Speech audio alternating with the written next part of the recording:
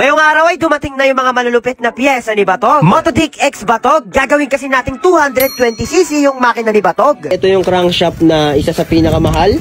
Palit sigonyal yan, boss! Pinakalas na rin natin yung makina ni Batog para kahit papaano may masama tayo sa video. Grabe, first time ko lang magpabiyak ng makina. Gusto ko kasi all stock lang lagi yung motor. Pero wala tayong magagawa para mabuo lang yung Malaysian concept natin na proper. Kailangan talaga natin kargahan yung makina niya.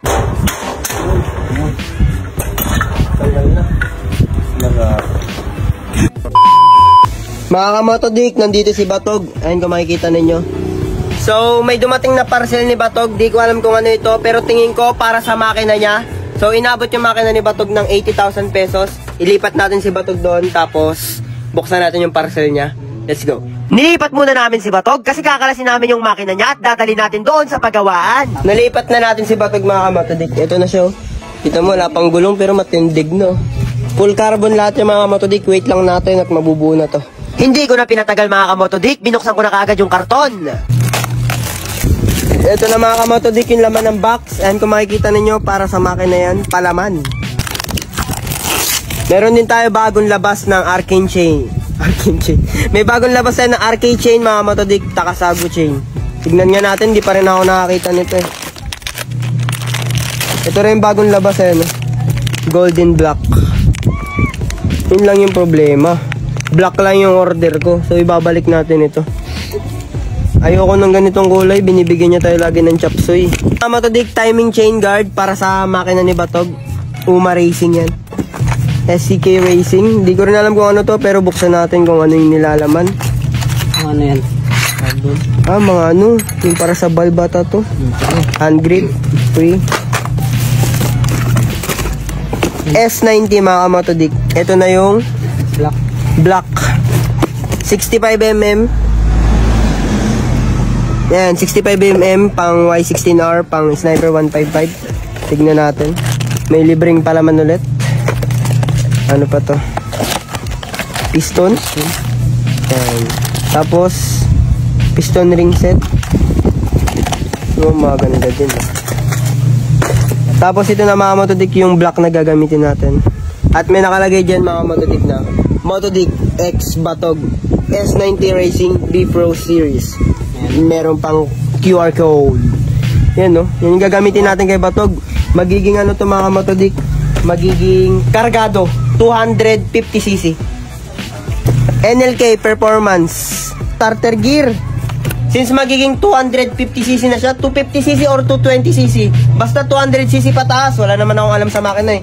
Since magiging 200cc pataas na siya, magpapalit na tayo ng bagong starter niya.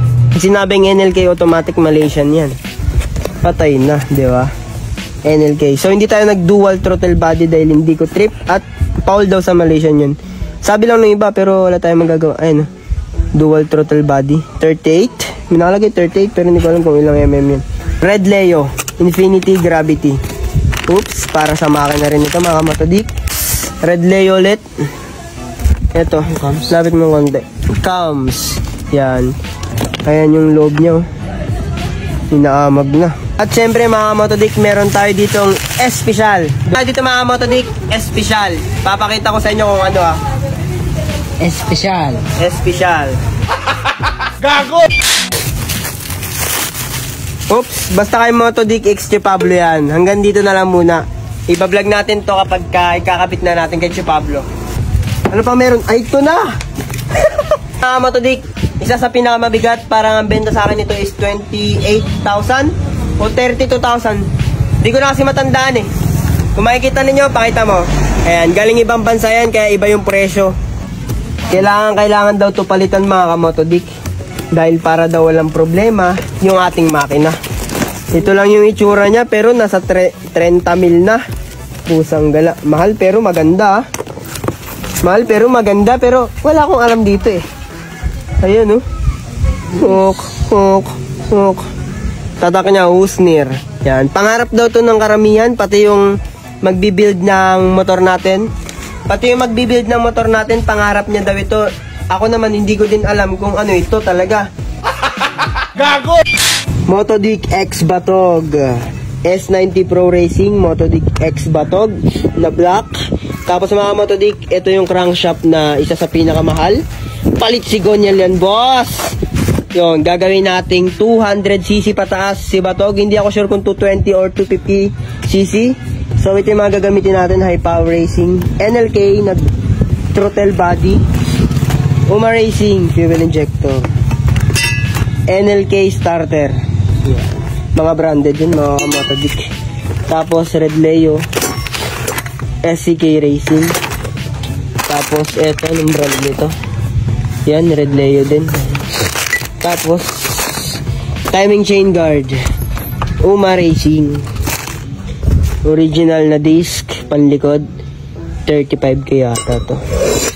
Tapos, anong tawag dito? Radiator. Yan. Twin fan radiator. Red Leo. Yung brand. So, ayan lahat mga Motodik ng pyesa ni Batog. So, magkita-kita na lang tayo doon sa shop sa papagawa natin kay Batog. Para mabuo na si Batog. Pang ratratan, hindi siya pang mabilisan eh. Basta drivean mo na lang, tignan natin kung mabilis ba o hindi. Gago! Yun ang mga Motodik, kinakalas na natin yung makina ni Batog. So mga Motodik, nakalas na. Ayan. Thank you sa tropa oh. Tol. Tinulungan tayo kalasin yung makina. So mga Motodik, nandito na tayo sa pagawaan kung saan gagawin yung makina ni Batog. Natupig na. Pero maandar pa yan kahit ganyan.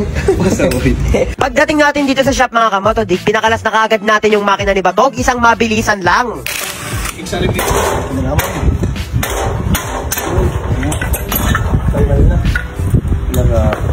Ito rin, di ba stock mga ano? Basket nila. So hanggang dito na lang ang video natin mga kamotodik. Abangan na lang natin kung ano ba yung kalalabasan ng makina ni Batog.